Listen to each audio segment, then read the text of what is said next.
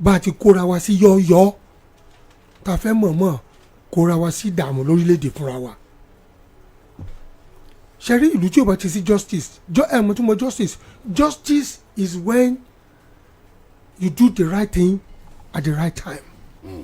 Justice is when the innocents are not punished unnecessarily. Justice is when the perpetrators of evil are apprehended and punished and the innocent are set free. Justice ni pé àwọn tó bá dẹ́ṣẹ̀ ká tó bá ṣẹ̀ ọ̀nà bá ń bá wí. Justice ìdájọ́ òdodo ni wípé ẹnikẹ́ni tó bá dáràn wípé kí wọ́n kọlù kí wọ́n mú kán fìyà jẹ kí wọ́n sì dá ẹni tí ó dáràn kan dá láre. wọ́n pa àwọn kan wọ́n ń dá àwọn kan sí. So wọ́n wá rí pé okay they are protecting some people allowing them to kill wọ́n á náà ti wọnú gbọ́rọ̀ wọn rí wọn mú wọ́n ti disappear ẹ̀dẹ̀ sun villages ẹ̀ take over land wọn. So mo fi sọ̀rọ̀ justice. If there is justice whether Christian or Muslim tó bá ti commit a crime you are a criminal. They should be apprehended. Whether Fulani, Hausa or Yoruba, the moment you commit a crime, you are a criminal, and you must be apprehended. So to ṣẹlẹ̀ pé Nigeria kò sí justice system ò dáa. Ibi tí ethnicity ti wọ̀ nìyẹn. Ibi tí tribalism ti wọ̀ nìyẹn. Ṣé you understand tí mo sọ? Some people are protected, while some people are exposed. Now I say, but why should you protect some people? Tí Nigeria bá lè bẹ̀rẹ̀ sí ṣe dájọ́ òdodo lónìí, just like the president said. They should go and hit it on the head. Anybody to who kò jẹ́ ìbàjẹ́ Hausa ìbàjẹ́ Fulani ìbàjẹ́ Yorùbá ìbàjẹ́ Igbo, anybody to who kò jẹ́ to perpetrate evil, they are evil doers. So when you have evil doers, you have to treat them as evil doers.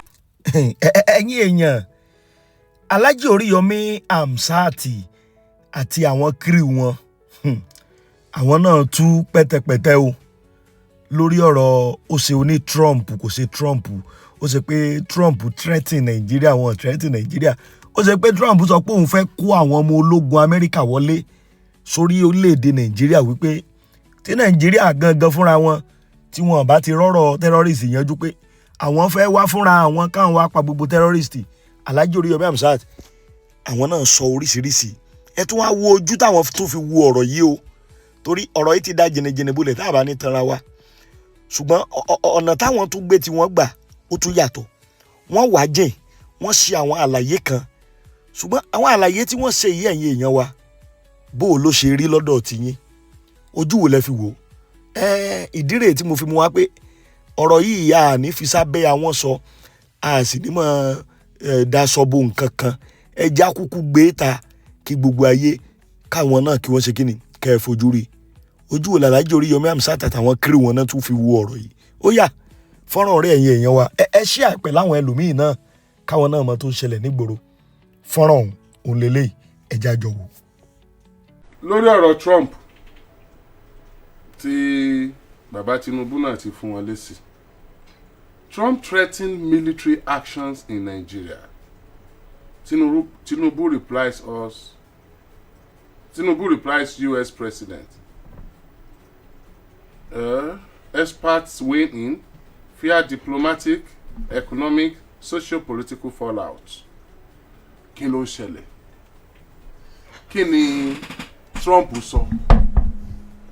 Kí ló dé tẹ́ sọ? Kí ni bàbá sì fi dá wọn lóhùn? Kí sì ni tí ṣẹlẹ̀ gangan? Ẹ já gbọ́. Donald Trump ti maintain àwọn posture kọ̀ọ̀kan gbàrà tó gba ìjọba kó tó gba ìjọba náà ní first tenure ẹ̀ àwọn posture Donald Trump sáwọn nǹkan tó nígbàgbọ́ lé lórí torí mo ṣàkíyèsí wípé Joe Biden ìgbà tó ń ṣèjọba àwọn nǹkan tí Donald Trump gbé kárí òun ò gbé kárí bẹ́ẹ̀ ó fi hàn pé philosophy òun kálukú wọn ó sọ̀tọ̀ọ̀tọ̀. Now Donald Trump wọ́n bẹ̀rẹ̀ sí make àwọn ọ̀rọ̀ kan pé Joe Biden is a former president Democrat ni conservative ni Donald Trump. Now philosophy wọn yàtọ̀ síra wọn. Now nígbà tí Joe Biden wà ń bẹ̀ kò fi Nàìjíríà sọ́ndà country of concern ìtumọ̀ ni pé àwọn orílẹ̀-èdè kan lágbàáyé tí wọ́n ń ṣàtìlẹ́yìn fún ó lè má jẹ́ fún religious freedom nìkan tí wọ́n ń ṣàtìlẹ́yìn fún sponsoring terrorism tí wọ́n ń ṣàtìlẹ́yìn fún ìgbésùmọ̀mí wọ́n á lébẹ̀lì wọn wọ́n á fi àmì lé wọn lára as a country of concern or àwọn country wọn engage in cyber attack lágbàáyé or pursue nuclear weapon program. àwọn orílẹ̀-èdè tójú ń bẹ lára wọn.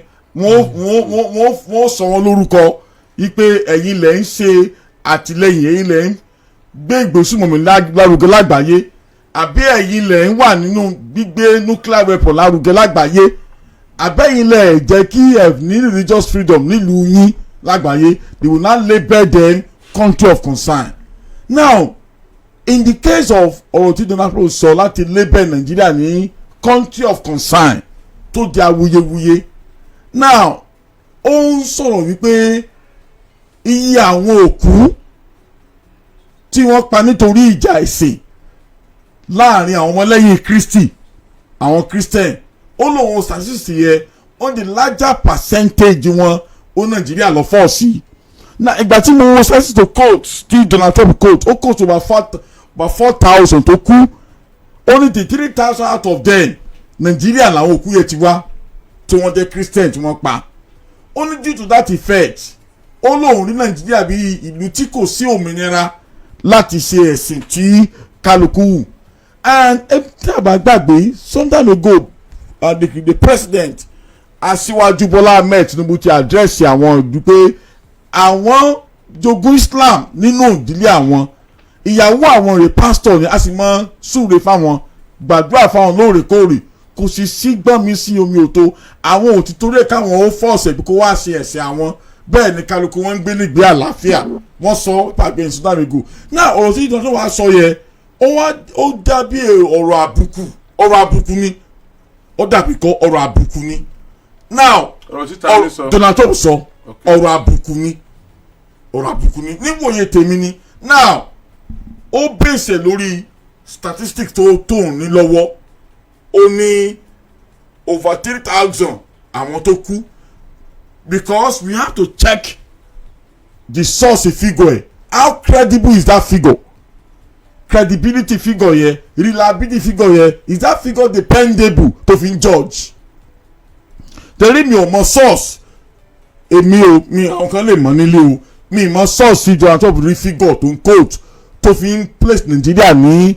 country of concern ibi tí ò sómìnira ẹ̀sìn now àwọn ènìyàn ti wá àgbà kan rí pé kí ló fà kí ló bí tí Donald Trump ń bẹ̀ sí sọ̀rọ̀ àwọn ọ̀rọ̀ tó le báyìí jáde now lamẹ́ríkà òfin wọn nílé ìgbìmọ̀ asòfin wọn ó fún ilé ìgbìmọ̀ asòfin ní agbára láti place àwọn country kan ní country of concern àwọn country tí mo ti list yẹ ó fún wọn lágbára bẹ́ẹ̀ tí wọ́n wá gbé country of concern country kan lórí bóun ṣe kéde rẹ̀ definitely country yẹn wà nínú ewu because àwọn official wọn àtàwọn tó máa ń ti country jáde wọ́n lè mọ fún wọn ní restriction tó ní agbára àti profiling tó le ipe country àti pé wọ́n á send signal sáwọn kan lágbàáyé pé ẹ má lọ síbẹ̀ o torí pé ẹ̀mí yóò dé o. ẹjọ ṣé ẹni àwọn tó kú látara ìjà ẹ̀sìn. ní fígọ̀ tó ń coach fígọ̀ tí dáná fi coach. ṣé Nàìjíríà jíjà ẹ̀sìn ni. tóun ti sọ ọ láwọn ọmọlẹ́yìn Kristi ni. àbí níbi ìjà àbí ìgbésùnmọ̀ mi náà mi. ìjà ẹ̀sìn ló ń pè é because ó rí tètè mọ́ Christian because once tó ti mú Christian jáde ń bẹ̀ ó ti fi túmọ̀ sí pé àwọn Christian ni wọ́n lẹ́ni wọ́n ń sọnù. Okay. Honorable Speaker.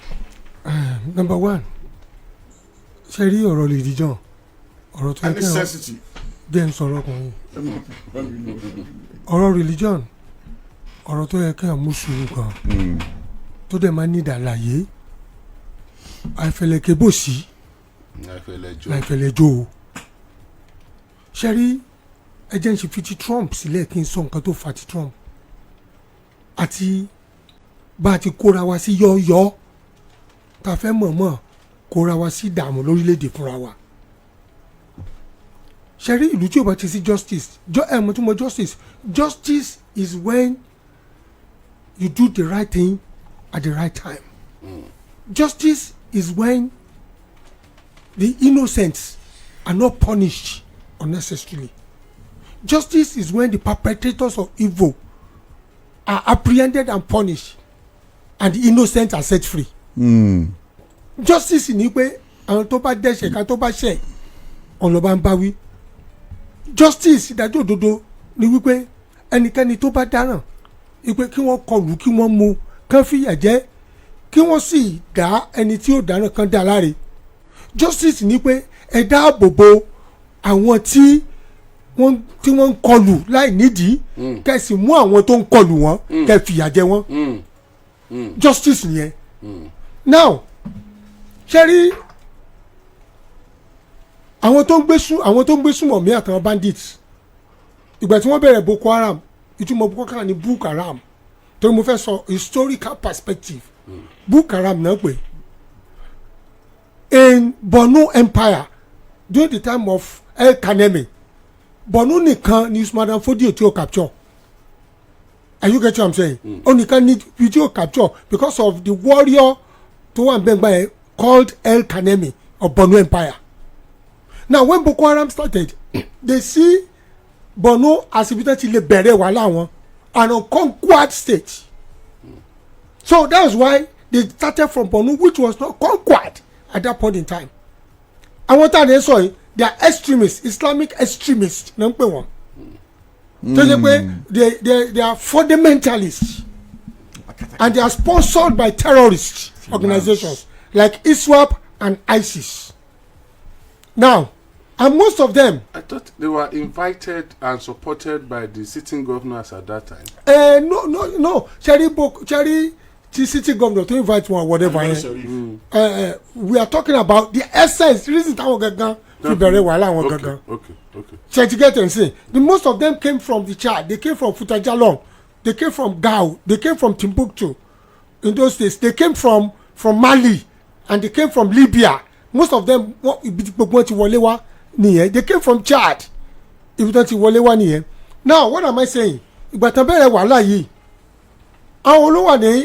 At that point in time àwọn churches kan wà ní Borno tọ́pọ̀ Maiduguri. They are not targeting Christians but they were targeting Western education.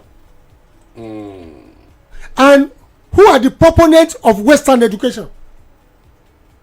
Mo gbọ́ mi. Wọ́n ní mind pé they are not coming to target Christians.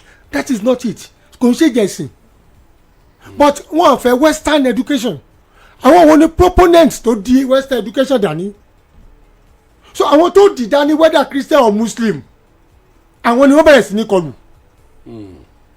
Mo gbọ́ mi sir. Because àwọn náà wà in the front line. So if you don't look at the proportion churches and things like that born Chembo anyway high is not an intention thing to kill Christians but they are haters of Western education. The moment they get Western education who are the proponents àwọn olódìmújù ìbàjẹ́ àwọn Muslim wọ́n gba Western education àti Muslim o àti Christian o but bí pé Christian churches and not the rest àwọn ni proponents jù. So wọ́n care nípa ẹni tó bá kú whether Christian or Muslim they don't care as long as you are a proponent of Western education. Now ìyẹn bẹ́ẹ̀ yẹn the Plateau Benue Taraba àwọn olówó ní Plateau àwọn olówó attack wọn they are not Islamic fundamentalists but most of them are Muslims. Ṣẹ́ńgọ́ the Fulani X-Men. Now Fulani X-Men kí ni bá lọ wọn lọ pa Christian. Ìtẹ́nbà lọ wọ́n fẹ́ gbalẹ̀. There's what we call climate change. Ó ti lé wọn kúrò ní Chad. Ibi tó ti ń dára omi ti ń gbẹ. They want greener pastures. So they are moving southwards. So essence ẹ ṣe ni pé wọ́n bẹ̀rẹ̀ sí ní gbalẹ̀ ẹ rí i pé occupationists làwọn Fulanis. They are occupationists, no doubt about that. Wherever they get to they want to exterminate you and take over your place. So tó ṣe ẹni tó fi ń bomb villages àwọn ò ń bomb. Most of them are Christians. So and they are not really targeting Christians. They want occupation. Ìbàjẹ́ Muslim ló wà mẹ́ wọ́n pa. Ìbàjẹ́ Christian ló wà mẹ́ wọ́n pa. But àwọn olówó ní firing line jù àwọn tó wà firing line are Christians. ṣé n gbọ́ ní Plateau ní Benue they are Christians so àwọn olówó firing line they are not intentionally targeting Christians. ṣé rí ó yẹ ká understand kìíní but because they were in the firing line ó jẹ́ pé àwọn ló pọ̀ jù náà àwọn tó kú.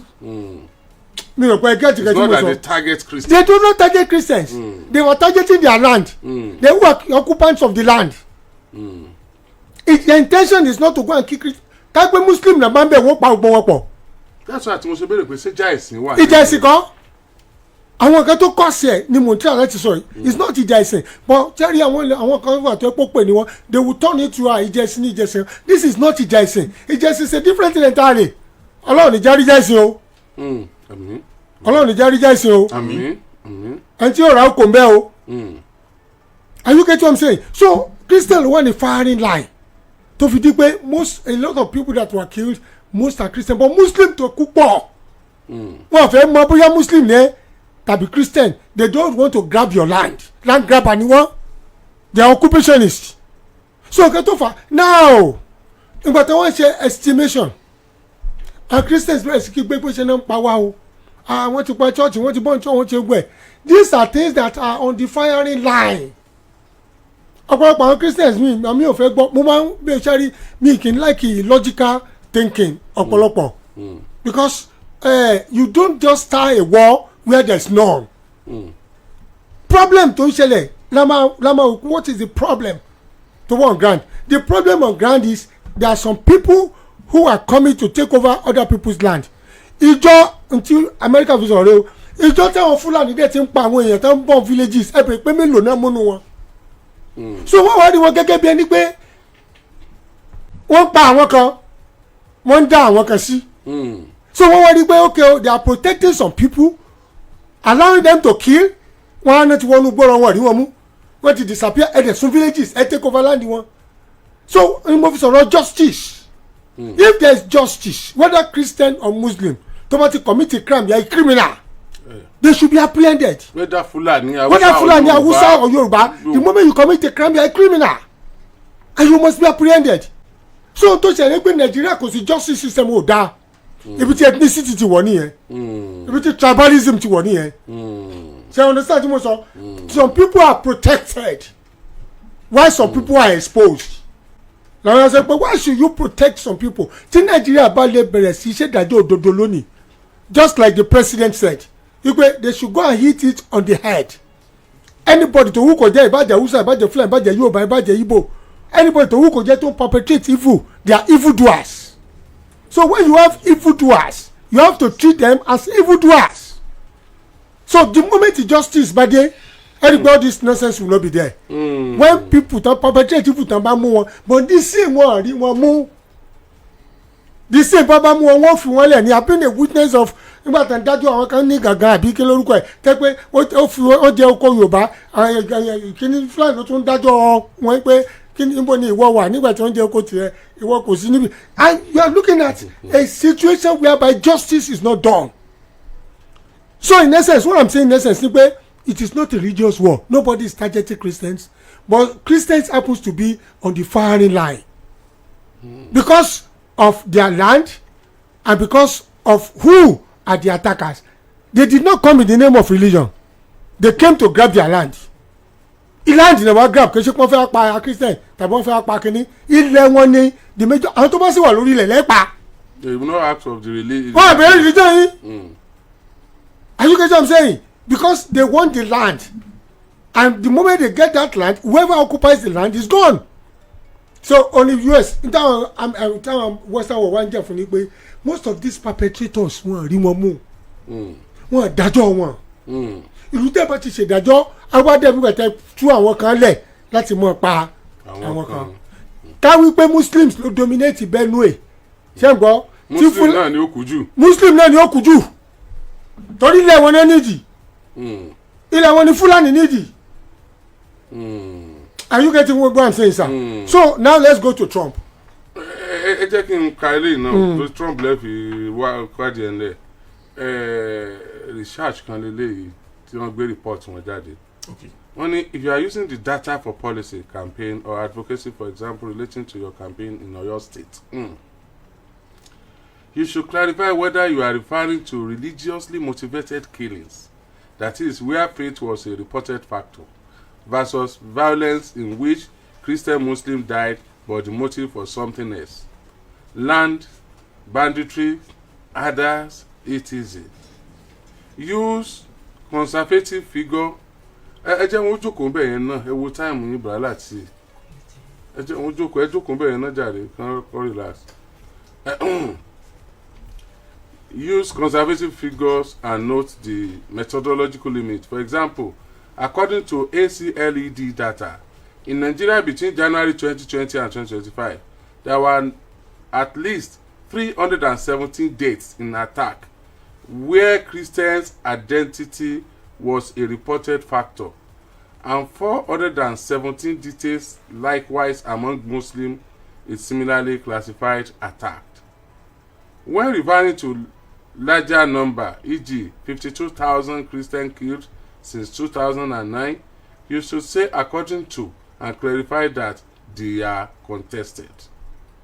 Since you are working in a political grassroots extent, it might be more impactful to combine quantitative facts, specific high casualty incidents in your region or comparable neighboring states with national level data rather than rely solely on aggregated national number. So nǹkan ni sọ́ọ̀sì ni tẹ́ ẹ̀ sọ ẹni ẹ̀ náà sọ. and ọtún wa sọ kí ni kan pé look, there are certain areas tó ti ń ṣẹlẹ̀. Ẹ wo ti ọmọ Deborah tá ló ṣe blasphemy tí wọ́n pa ní Sokoto. Àwọn extremists ni àwọn extremists tó dẹ̀ pa ibi táwọn yẹn ti ń sọ̀rọ̀ fundamentalist tó pa ní Sokoto ní blasphemy ni is because the perpetrators were not punished. Àwọn tó commit ẹ̀ wọ́n punish, if they were punished wọ́n ní sọ pé wọ́n lọ pa Christian, because anybody can go extreme. Ìyá kan náà ti ń ṣe preaching lọ báyìí tí ń lago tán pa. Ẹ wọ́n ní sẹ́ fundamental ṣe é tẹ́pẹ́ tí mẹ́nìkan tẹ́ dá lọ́wọ́ kọ́ àwọn yòókù ò ní ṣe mọ́. But because our justice system is bad. Àbí wọ́n mú wọn kéde kí wọ́n mú wọn. Wọ́n àmú wọn. Báwo ṣe ní mẹ́rin tó pààyàn. Ẹni tó ṣe ṣe ni pé ibi tí justice system wà nìyẹn ti tribalism ti wọ̀. It's not even the use of religion, it's the word of tribalism. Abẹ́ẹ̀ ni religion kò rí sí.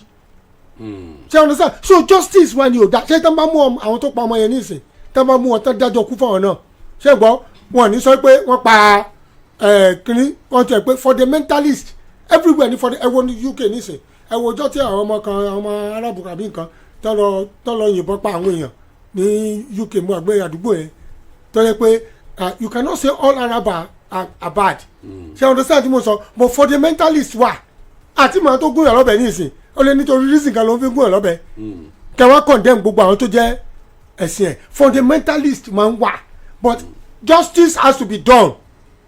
nígbà tí UK mọ́ méjì yẹn ní ìsìn wọ́n ti mọ́ méjì kan báyìí ní ìsìn wọ́n ti mú wọn and justice will be done. Everybody will be happy that justice is done. But when justice is not done, when we have leaders that are so parochial in thinking, when we have people, religious leaders that are sentimental and not human. Into mama shelere, humanity must come with everything that say in life. But when sentiments override reason, then this is the problem we have. Ti Trump sir. And ka kokini ka zibi. Oni won ni ka dìbò en tí wọ́n pa. Èmi náà wò. Tego, I've had it all the time. Oni ta dìbò pé ta ni wọ́n dìbò fún o. Torí pé ayan ò fẹ́ràn ẹ̀fọn ó wá dìbò fún pẹ̀fọn ó dìbò fún oògùn kòkòrò tó máa ń pààyàn bí kéèyàn dìbò fún oògùn tá máa ń fín ṣé kò mọ̀ pé ńgbà wọn bá dìbò fún tá bá fín àtàyàn àtẹ̀fọn náà ní ọ̀pá. bẹ́ẹ̀ni. ẹ gbọ́ mi sà. yes. àtàyàn àtẹ̀fọn ní ọ̀pá ṣẹ́rí Trump tó sọ pé òun ó wà ṣìgùn wá tí wọ́n bá stop kìíní ẹ má yẹ pé Trump is a white supremacist ni Trump gan fúnra rẹ̀ same point mo sọ fún yín sir. Yes. He's a white supremacist. He's an evangelical Christian. Trump tell them wo yi is a fanatic too. He has element of fanaticism because he's a supremacy. White supremacist ni. So most of his sentence, most of his things don't know say over sentiments ti pọ̀ ju reason ẹ lọ. Now tó bá lóun ó ṣègùn wa ṣègùn la nídìí mo tó fẹ́ bá wa pa wọ́n ni ẹ kó mọ̀ fún wa ẹ kó oníṣẹ́ fún wa ẹ train àwọn èèyàn wa káyọ̀ pẹ̀ fẹ́ ká ṣẹ́gun kìíní káwọn èèyàn náà dẹ̀ show will wípé they want to do it and another thing that can careful let me say this in a society that belongs to society tó yẹ pé every religion ló wà ń bẹ leaders has to be careful. To me I believe in meritocracy mo dey believe no ẹni tó bá lè ṣe nǹkan ni kó ṣe kó dẹ̀ dáa but as in one society tó jẹ́ pé little thing tó bá ṣe báyìí ó wà under microscope little thing tó bá ṣe báyìí àwọn yóò bẹ̀rẹ̀ sí x-ray oríṣiríṣi ọ̀rọ̀ ni when Bola Tinubu is coming on ṣé n gbọ́dọ̀ mo sọ sàn the Muslim ticket ó ti fáwọn Christian ní the sense of alienation. Leaders must be very careful. Not everything is politics. You look at the environment. Ipe kini environment kini o le inflame. I want to talk as ngba tàbí ola se big Muslims. E ti mọ̀ pé society wa ti evolve. To me, ẹ bá mú aláwo méjì kò sí tó kàn mí. Tó bá ti lè deliver kan tó ayé wa ṣe. Ẹ bá Muslims kò sí tó kàn mí. But àwọn èèyàn wa gullible. Some Christians are still bitter. Ọ̀pọ̀lọpọ̀ wọn pè fógun ẹjọ́ tó gún ẹbọdé ṣe wọ́n dùn ṣé kò ní dé ọ̀run yábọ̀ sọ̀rọ̀ ẹnìkan ni tẹ́lẹ̀ mi bá sọ̀rọ̀ àwọn preacher yẹn báyìí ẹ mọ̀ I am a Christian but I am not gullible I am a Christian I am sensible I am a Christian I have responsibility to humanity I am a Christian I no religion is superior to another. How can I tell my religion is superior to other religion? No culture is superior to another. Are you getting me, sir? 100%. So what I'm not saying in essence is most Christian leaders too wọ́n lùlù ogun bí ẹ bá sì lùlù ogun tó ogun bá dé ogun lè ó jẹ́ pò lógún kọ̀ọ̀kan kó lọ o. Ìlú tó yẹ ká lù ìlú àlàáfíà ló yẹ ká lù ìlú ìdájọ́ òdodo ló yẹ ká lù ìlú bí ìlú yóò ti lọ síwájú ṣùgbọ́n àwọn politicians wa they should be careful when you are making policy statements making decisions think about the environment you belong. The same and Christian kan ṣe bẹ ní pé Muslim ticket ẹjọ bọ́n bá ṣe Muslim tílé ayé mi bá dáa tó yẹ pé meritocracy ni what is your problem about religion? Bí gómìnà kan yẹ commissioner mẹ́rùn tó yẹ Christian márùn tó yẹ Muslim mẹ́ta wàhálà bóyá Muslim márùn tó yẹ Christian mẹ́ta wàhálà. Sáré lago. Gẹ́rẹ́gẹ́ láago 9 àárọ̀ lò láti iléeṣẹ́ rédíò Àgídìgbò 88.7 FM Ìbàdàn. Lọ gba káàdì ìdìbò rẹ. Kí ni wàá rò pé mo gbé. tó náà bẹ̀rẹ̀ ti mọ̀ pé wàhálà ni ó wà wo the society you belong to. ṣẹ́gbọ́n let me balance it kò síbi tó ti lè rí èèyàn gidi kò síbi kan ló ti rí èèyàn gidi kì í ṣe Christian nìkan ló dáa tó ló fẹ́ yàn. Kì í ṣe Muslim nìkan ló dáa tó ló fẹ́ yàn. Balance it up kí ilé ayé bá lè tòrò. Gbọ́ mi sà. Balance it up jẹ́ kí ilé ayé tòrò and let people know what you are doing kó àkóyawọ́ ní tó ń ṣe. Mọ̀jẹ̀ kan rí i pé Christian nìkan ló kàn fún lóye Muslim nìkan ló kàn fún lóye you are inviting problem. Níbi tí wisdom is the principal thing. Òun pe ìṣòro tó gun oorun òní ràn. Bẹ́ẹ̀ni òun pè fúnra rẹ̀. So ó dàbí pé gbígbẹ́lú tẹ́ sọ yẹn ìṣòro yẹn ti bẹ̀rẹ̀ láti ìgbà tí wọ́n ti mú running mate nìyẹn o. Honourable Speaker. Sir. Láti ìgbà tí wọ́n ti mú running mate ní ìṣòro yẹn ti bẹ̀rẹ̀ o. Àwọn yẹn ti ní wọn sínú. No làwọn kan ti ń fi pé wọ́n pa wọn tì. Wọ́n pa wọn tì náà ti ní better mentality wọ́n pa wọn tì. Bí pé àwọn ti di inferior. ẹ gẹ́tẹ̀ nígbà tí nǹkan wá ń ṣẹlẹ̀ wọ́n wá yí mọ́ra wọn. ìjọba yẹn tún wá ń lọ nǹkan wá ń ṣẹlẹ̀ wọ́n wá rí i pé ọwọ́ tún ń dun ṣáìdì yẹn wọ́n wá ń wò bíi pé. kò dé wọ intentional. it's not intentional. tí wọ́n sì dájọ́ òdodo. against àwọn tó ń pa àwọn èèyàn. àwọn factors that are responsible yẹn àwọn tó ń ṣe post science kàn mọ́ kọ́lẹ̀. kò wá sí ìdájọ́ òdodo wọ́n wá ń ṣe wọ́n wá ṣe add and delete plus or minus wọ́n wá fẹ́ fún wọn lásà bíi pé sáwọn ẹni ìfẹ́ gbà wá ńlẹ̀ tán ni. ẹ gbà tán. meanwhile it's not that ọ̀tọ̀ ni tán bá wá. because they would even ask pé okay who are these extremists who are these Fulanis what is their religion okay kí lẹ̀sìn wọn they are Muslim. ẹ̀sìn kẹ́tì ẹ̀kọ́ ló kọ́ síwájú nígbà àwọn ọ̀sìn ìdájọ́ òdodo wọ́n lè pa wọ́n. àwọn yẹn ni wọ́n mọ èrò bẹ́ẹ̀. wọ́n mọ èrò bẹ́ẹ̀. àwọn tẹ́ ti ń ro kìíní yẹn wá tó àwọn pé these people are Muslims now. and they are killing Christians. Is that not because they are Muslims that there is no justice for the killing of our people. àgẹ̀tẹ̀ wọ́n wà ní wọ́n mọ̀ ń pa wá ni. wọ́n ní àwọn mọ̀ ń pa wá ni. wọ́n wà ní pè ní ìjà àwọn agbésùnmọ̀mí mọ́. ìjà wọn ní jáìsìn. ẹ tẹ́lẹ̀ bó ti dé dúró. that means Trump must have got some reports. àwọn gba reports. tó jẹ́ pé ó ṣeé ṣe kó jẹ́ pé kò rí bó ṣe rí gangan. kó jẹ́ pé intention àwọn yẹn àti bí wọ́n ṣe ń feel. kò mú intention wọn. ló fa report yẹn. okay intention wọn ti ń feel ló fa report. ló fa report yẹn. now I want to ask as a good Christian. kí ló yẹ kí good Christian tó feel pé okay o tí wọ́n bá ti ẹni jáìsì náà ni wọ́n pa àwọn èèyàn kan kí ló yẹ kó béèrè fún báyìí. now do we ṣé kán béèrè fún ogun yẹn pé kí Trump kó sọ́jà wa tí Trump bá kó sọ́jà wa àwọn wo ni Trump fẹ́ fi sọ́jà àti ìbọn pa níbo ni wọ́n fẹ́ fi ogun yẹn níbo ni wọ́n fẹ́ fi face ó yẹ àbíra wa ni o. now ṣẹ́rí ẹjẹ́ yọ as a Christian kúnbẹ̀ as a citizen of this country as a patriotic citizen before we become a Christian ṣẹ́rí nígbà tá a délé ayé ló ń kálukú bá rẹ̀ nú ẹ̀sìn o. àdáyébálẹ̀sìn nígbà wọn bí mi sọ́dọ̀ family Ògùngbà yìí ni mo rí pé àwọn Ògùngbà yìí Anglican ni wọ́n St. David wọ́n ń lọ náà bẹ́ẹ̀ sọ fún mi náà pé ẹ̀yà lọ ṣọ́ọ̀ṣì ẹ̀yà lọ ṣọ́ọ̀ṣì mo délé ayé bá ẹ̀sìn ni kò sẹ́ni tó mẹ́sìn wà látọ̀run ẹ gbọ́ mi sà onífi láti kékeré ni Muslim ti ń kọ́ ọmọ wọn ní ẹ̀sìn everybody ni so ibi tán bí ó ń kálukú sí àdáyébá olùrọ̀ ẹ̀sìn nobody brings it from heaven ìgbà tán bí ó ń kálukú náà sọ mí lórúkọ Victor Ṣẹ́gun tí mo sọ ìgbà tán bí wọ́n sọ ní Abraham nítorí ibi tán bí yín sí ẹ̀ẹ́dẹ̀gbẹ̀ apart from kéèyàn tún rẹ̀ dá o ibi tí wọ́n bí yẹn sí nìyẹn it has become part of you so it's not something you inherited from heaven or that came from you from heaven it was in this world láti dáyé bá tọ́ba bí yín sí Christian home you may be a Christian today. ẹ gbọ́ mi. torí mi convert. jẹ́ convert. I'm a born Muslim. born Muslim ẹ yẹ Muslim tọ́ba bí yín sí Christian home nísìnyí ká gbọ́dọ̀ kíláàjì wòlíì kan náà bí yín sí bóyá tura ilé ẹ̀mọ̀ gbé kí báyìí ní ṣọ́ọ̀ṣì. ẹ ti ní ṣọ́ọ̀ṣì báyìí because ibi tẹ́ bí yín sí ó nìyẹn so a lot of people don't understand that kò ń ṣe àtọ̀run láti gbé kíní wa it is when we come to Mother Earth òun la bára wa ní inú ẹ̀. So and that is why everybody fi barre ní inú ẹ.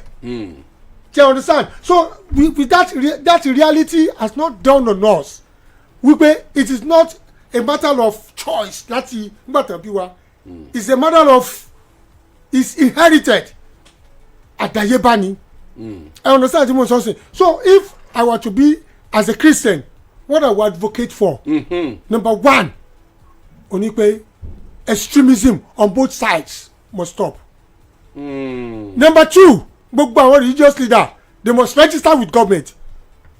Consent before you talk because misinformation àti hate speech ó pọ̀ lẹ́nu àwọn religious leaders. But gómìnà state kan sọ bẹ́ẹ̀ Sowore ní ìsọkúsọ ló sọ pé. ẹ fi sọ̀rọ̀ lẹ́lẹ̀ it's not all the time he's right.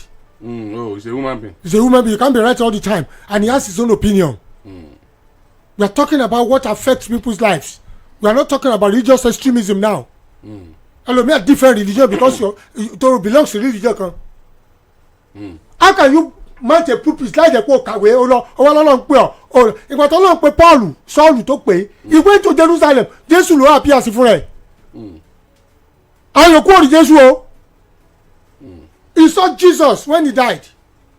Ó ní èṣe tí wọ́n fi ń ṣenú ní bí ní sí mi. Ọmọ tó ṣe he went to Saudi Arabia to learn. Before he came back to Jerusalem, he went to learn under the best teacher.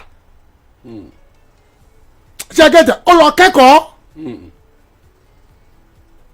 Àmì ẹni ẹ ṣe Jésù kẹ́kọ̀ọ́ ni Jesus learned. Gbogbo àti wọn kékeré máa ń jókòó sí tẹ́ḿpìlì lábẹ́ àwọn olórí ẹlẹ́sìn. Wọ́n ló sì máa ń jókòó láti kẹ́kọ̀ọ́ lábẹ́ wọn. Ẹ gbọ́ mi. Ó gbà kéèyàn kẹ́kọ̀ọ́. Ó gbà kéèyàn kẹ́kọ̀ọ́. Ọ̀pọ̀lọpọ̀ kẹ́kọ̀ọ́ tó fi di olórí ẹ̀sìn. ọlọ́run bá pè ọ́ you go and seek for wisdom is the principal thing. no that get understanding. So many people doesn't have understanding. And so when they talk from their opinionated preachings no more. And when you give opinionated preachings ṣe gbọ́ chaos anarchy ni. Because it has no wisdom no knowledge and it will not help the society. Number 2 mi ni pé let everybody tó fẹ́ get preacher ṣe gbọ́ kó lọ learn kó lọ kẹ́kọ̀ọ́. Both sides. On both sides no both Muslim and Christian. Renaissance gbogbo wọn nílé ẹ̀kọ́ tán ti ń kọ́ ẹ̀kọ́ àwọn kìnnì kán lọ kẹ́kọ̀ọ́ kán dalẹ̀ àwọn Ahmadiyya gbogbo lọ kọ́lẹ̀ bẹ́ẹ̀ ló wà ní Christian àwọn Anglican àwọn Baptist àwọn kìnnì kan clique kán lọ kẹ́kọ̀ọ́ kán lọ seminary kán lọ Bible school Pentecostal kán lọ kẹ́kọ̀ọ́ kán ṣe pé mo dé Ọlọ́run pè mí ni lọ́wọ́ gbé aago lọ́wọ́ bẹ̀rẹ̀ sí sọ tó rí. They must find out where did you learn certificate yẹn dà ṣé èèyàn lè jẹ doctor kó mọ̀ ṣe operation lọ́jọ́ pé ó wà certificated. Àwọn ilé doctor ni wọ́n náà and tún lórí ayé àwọn èèyàn you are indoctrinating people you are teaching them rubbish. It must start from there. That's number 2. Number 3 sir oni wípé do not see yourself as a religious bigot. My guy be kí ni mi ó wà láwùjọ ẹ mọ ibi tó ti bẹ tó burú jù bàtà àwọn school ẹ máa ń ṣe Friday wọ́n ṣe jumat in school ọ̀dà kìíní a máa lo SOP sense of praise nkankan kò sí Christian Muslim ló súnmọ́ mi jù kò tí ẹ mi tẹ́ mọ̀ pé Muslim wà kò sí Muslim kò sí Christian.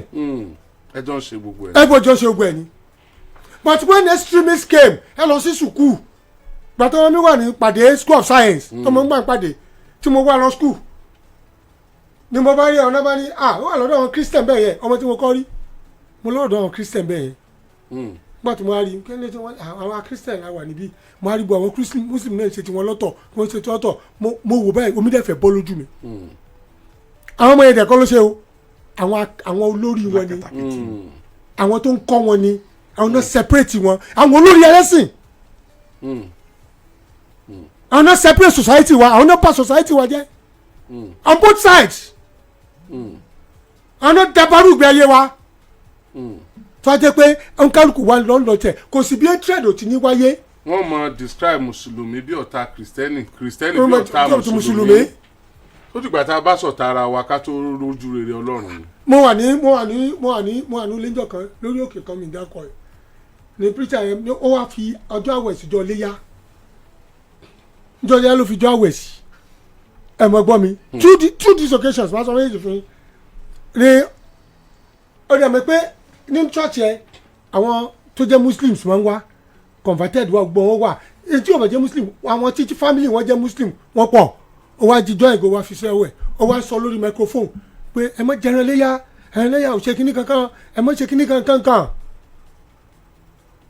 opinion tiẹ̀ ló ń sọ owó bẹ̀rẹ̀ sí lo ẹsẹ̀ Bible láti kókò kú kó jọ. You are making people to be enemies of their family.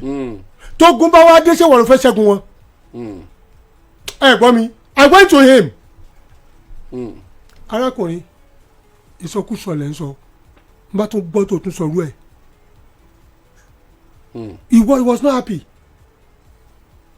ìjòyè gangan division ìlú kan wà wọn pẹ̀lú kẹmẹ̀sì táwọn Christian bá ń ṣe nǹkan wọ́n tètè jáde ní ṣọ́ọ̀ṣì ká pé Muslim jùlọ ẹni ilé yàbọ̀ sí wọ́n ṣe pápápápá lọ́jọ́ wọn ká pé Friday tó jẹ́ kínní ni ó bọ́ sí kí lórúkọ Good Friday kankan gbogbo ọjọ́ mú ẹ ṣe nǹkan pọ̀ ni standing order ni bẹ́ẹ̀ ni you can't hear the pé Christian and Muslim they do things together.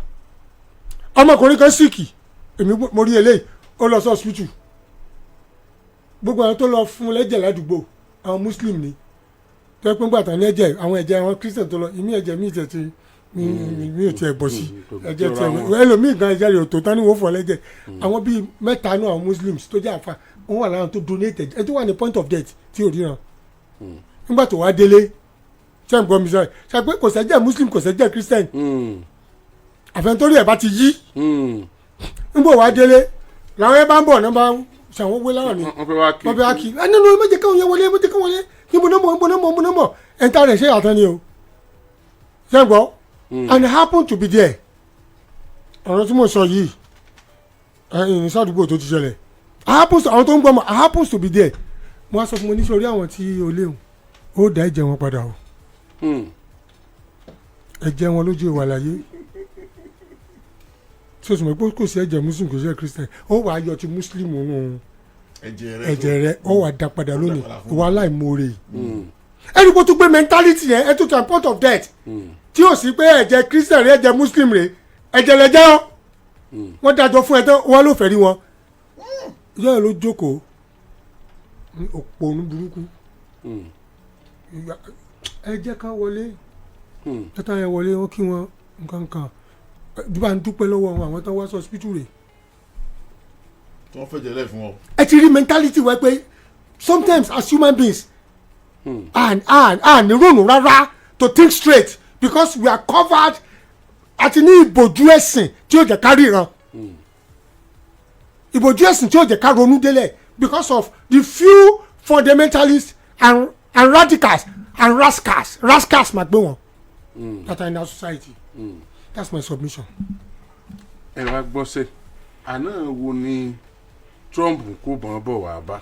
àná kò tí ì kó wa ẹni tó ń sọ ní pé òun ó kó wa o tí wọn bá stop gbogbo mínèzì Bọ́lá mẹ́ẹ̀dẹ́ ti sọ fún wọn àwọn gọ́ọ̀mù wa ti sọ̀rọ̀ pé look àwọn náà nítorí ẹ̀ kan sọ wọn sọ pé kò sí tó ń jẹ́ genocide which is right kò sí tó ń jẹ́ pọ́npa wípé wọ́n dojúkọ Christian which is right but Christian wà in the firing line ẹ wà sọ fún ẹ pé àwọn báyìí Trump ti dá wọn yẹn mọ̀nà wọ́n mọ̀ pé wọ́n Fúlàní ẹ̀sìn ló pààyàn Benue tẹ́lẹ̀ wọnú gbó lọ tẹ́lẹ̀ lè ṣe kankan fún wọn àwọn ni occupationist ni wọn let's call a spade a spade. àní kí ni kí Trump wo ni ó wà fèsì. ibi tó fèsì ṣé Nàìjíríà lè wà. ebi ń bẹ mọ wa àwọn ò fẹ́ ogun.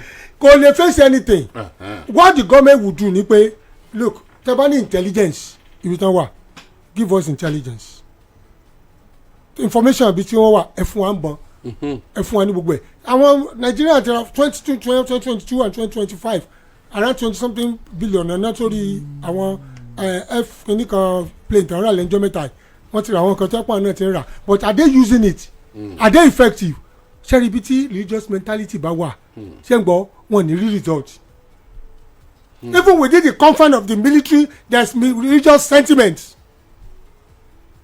àwọn èèyàn wá ní àní anybody tó wá wù kó dẹ́ṣẹ̀ ẹ fi àwọn èèyàn wálẹ̀ criminal ni bí yóò bá ń pààyàn apààyàn ni bí Igbo bá ń pààyàn apààyàn ni bí Fúlàní bá ń pààyàn apààyàn ni they are criminals let's treat ourselves that way so Trump kò tí ì lè kó nǹkan kan àlègbà kó kógun wá. ẹ ṣe ẹ àfi pé Trump fẹ́ ṣe wá láǹfààní ibi tó ti get it wrong níbi tó sọ pé Christian nìkan náà ń pa ẹ ṣe jẹ́ kó wá kán kúkún wá ká àwọn tí kúkún pààyàn ni ó wà fèsì. kò lè fèsì wọn ọ̀run yàbọ̀. kó wá fèsì àwọn extremist kó wá fèsì àwọn kíkọ́ àwọn agbésùnmọ̀mí kó wá fèsì àwọn darandaran. kò lè rí darandaran kankan fèsì wọn kàn collateral damage ló máa jẹ́ ṣe the only thing tó lè ṣẹlẹ̀ ni pé they can work in collaboration pẹ̀lú àwọn èèyàn wa but àwọn èèyàn wa tẹ́ fẹ́ work are they not religious sentiments? Don't they have it? Are you getting the right information? So you should work. They should work with the government in the best possible way. Kò ṣe pé wá ní I will send army down. Ta ló fẹ́ send army sí? Ìwé ọlọ Libya tán bá yé Libya jẹ ta ló kùn Libya báyìí ní sí. Wọ́n rún bẹ́ẹ̀ pátápátá ni. ẹ sà ṣé US ló lọ Libya? Ok mo fẹ́ béèrè kankan sà ṣé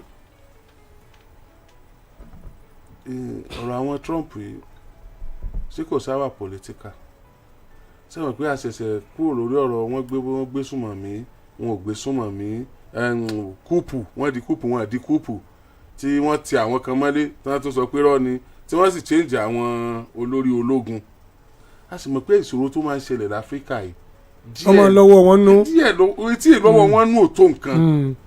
Is this not a preparation towards 2027? I would not want to say that, sir. It's over àkúsọ̀wọ́ presidency àti government tí wọ́n jẹ́ preparation approach you want to it ló máa determine because tí wọ́n bá kó ogun wá wọ́n lè ẹni tó wà lórí oyè kó gbẹ̀yìn yẹn o. wọ́n fẹ́ sọ Nàìjíríà di Libya ni. wọ́n jọ nílùú àwọn olè tó wà bẹ́ẹ̀ kú ni o. ẹ ti ń ṣàdúrà fún Trump ní ìsìnkú ọ̀padà sí pé fún un. So government ó kù lọ́wọ́ government I don't want to preempt Trump but I see him as a fanatic, evangelical Christian, if Trump, and he's a white supremacist. Anything white, the man support you. So I still see him. He has an element of fanaticism. Anyway, and in fact, the demo, one is serious empirical fact. That's the demo Christian won't pa. But they should look, even the Christian power involved, they should look, say go stay in the southwest, Christian. No. In the southeast, Christian. In the south side, Christian. The southwest. It's limited to the north central and the northwest. So get what was on this. So only peculiarities one níbi tó tin jagun àti ibi táwọn èèyàn tin kú. So ká pé gbogbo country na tin pa yan nísìn. Ìbàdàn Christian 50 na pa o, Christian Muslim àwọn pa Christian o, kíní kan. That's why it's something that is general.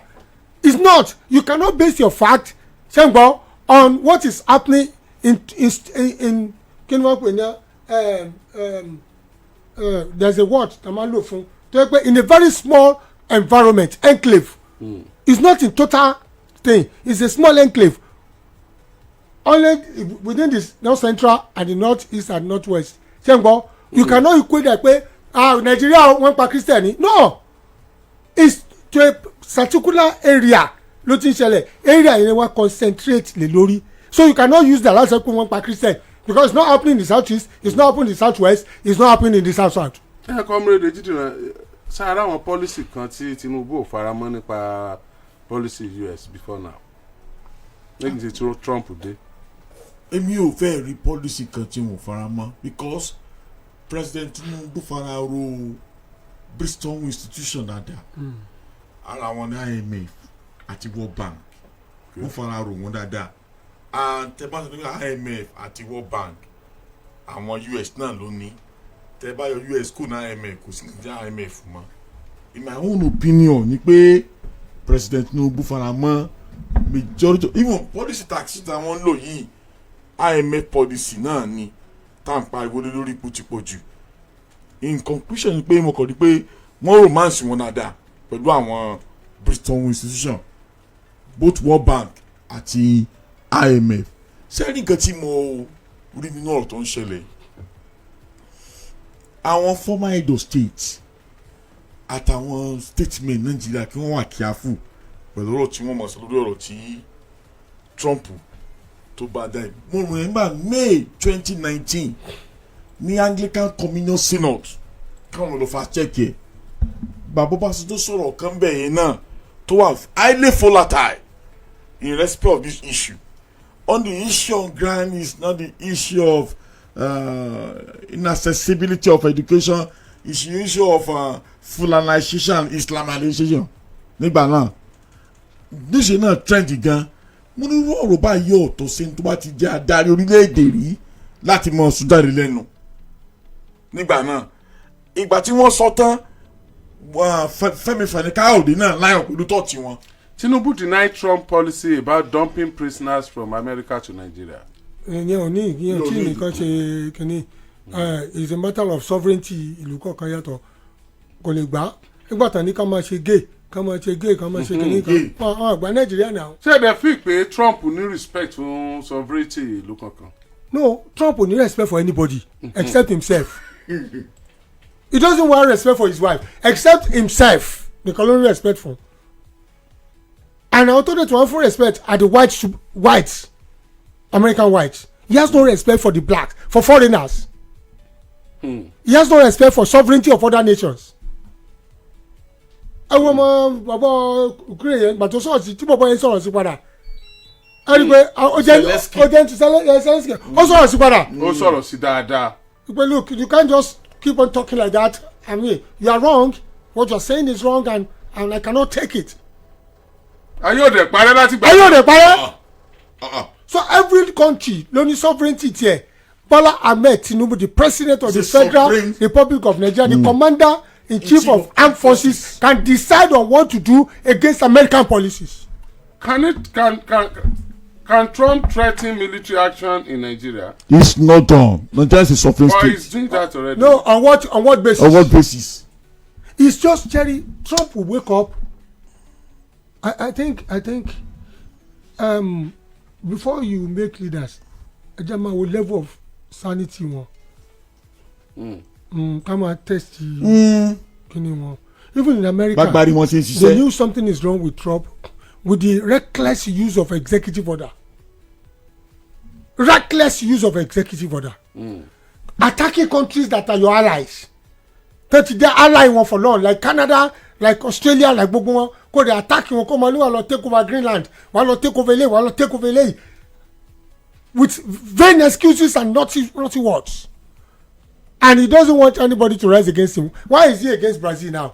Do you understand him also? Because he saw Brazil as a emerging power and can they push one anyhow. Nígbà tó àti Putin tó bá jọ sọ̀rọ̀ ebi àtúndọ̀ rẹ̀ ò ní Putin àtúndì we will do something for Putin tó bá ti àtún reverse ẹ̀ nígbà tó ti ń sọ̀rọ̀ Putin kí ló ti ṣe lórí ẹ̀ we will sanction Putin we will do this ọ̀rọ̀ ìfẹ́gẹ́ ni. To me it's just Trump is a bully. he bullies everybody. He's a bully. Trump is a bully. That to me. I don't to me I won't call him a bully. He's a bully to me. But you bullies, Trump is a bully. He's not a bully but he bullies everybody.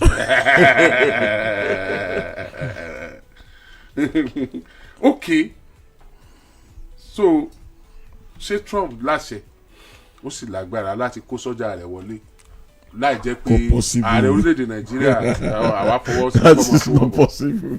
My brother, it's possible. What is very We are talking about. It might not be right, but it's possible. It's possible. We are talking about he started attacking Venezuela on international waters. Are you the Parisi? Do we have the military power to withstand him? He's just using excuses. Láti ṣe tó wà nú ẹ̀ tó Láti ṣe tó wà nú ẹ̀ tó fẹ́ ṣe. ọ̀tọ̀ ni tó wà nú ẹ̀ ó lu eléyìí wọlé ni. ọmọ yẹn pé àti bó Muslim àti Christian lápadà sí pé fún Trump tó bá wá. No, ẹ ti gbọ́ nígbà tí ayé bá ń dìbò fún insecticide ṣe é pé àméjì ní àtàyè àtẹ̀fọ́ ní ìjọba. wọ́n ní the problem started when Nigeria joined BRICS. BRICS náà British, Russia, and China. And it weakened the economy of I've already said it. Trump is a white supremacist and is a nationalist. He's not patriotic. Patriotism, go like everybody ni. He's a nationalist, an erratic nationalist. Only Trump. Anything anybody mama say to American economy, Trump will fight it tooth and nail to destroy such nation. Sorry, there's nothing wrong with Nigeria to join BRICS. But epo kini ọbẹ̀ gbóná ó máa ń mú sùúrù kéèyàn la ìgbà tó ti join BRICS àǹfààní wo ló ti jáde fún wọn bẹ́ẹ̀ wọ́n àìkánjú tu lu ọ̀ràn. torí pa ìgbà rẹ̀ ò tó. ṣẹ́gun you could have waited ẹ jẹ́ kí BRICS máa lọ kẹ́ má ṣe diplomatic relation yín pẹ̀lú wọn lọ don't declare yourself as an enemy of America so suddenly and relationship pẹ̀lú China and gbogbo ẹ̀ not until you join BRICS relationship pàtó ni òní tó ń bú yányán. We have bilateral relationship with other countries. She understand Timon? So it is not until you now join BRICS. She to join BRICS. One make as an enemy of America because the agenda was not to use dollar again. Dollarization of the economy. They wanted to read it. Domineering dollar náà kó lágbàá yìí o. Ẹ fi domineering ilẹ̀ baba. Àwa náà sì ti join báyìí. Àwa náà sì ti join. But since that join, are we still not being dollarized? If America sneezes, say I catch a cold. I catch cold. But my policy Tinubu ti dollar ń wálẹ̀ díẹ̀ wọ́n wálẹ̀ o. No, fluctuate ni. It's now 148 something now. On fluctuate ni from 15. On fluctuate to loss. Okay. We see we haven't been able to add a very stable economy. It's still fluctuating. Okay.